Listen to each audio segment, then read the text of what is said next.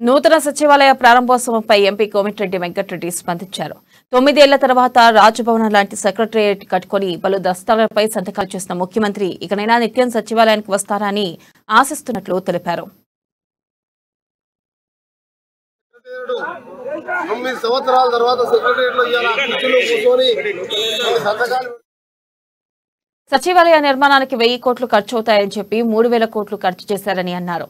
ఎన్నికల హామీలైన double bedroom ఇండ్లు, ఉద్యోగాలు, నిరుద్యోగ భృతి ఇప్పటికీ ఆచరణకు ఇంకా నోచుకోలేదని విమర్శించారు. సచివాలయానికి అంబేద్కర్ పేరు పెట్టిన సీఎం కేసీఆర్ ఆయన ఆశయాలను కొనసాగించడంలో విఫలమయ్యారని విమర్శించారు.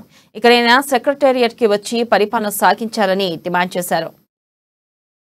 రాజభవనం కట్టించుకుని సెక్రటేరియట్ 9 సంవత్సరాల తర్వాత సెక్రటేరియట్లో కూర్చొని సంతకాలు పెడుతున్నాడు. ఆ సంతకం కూడా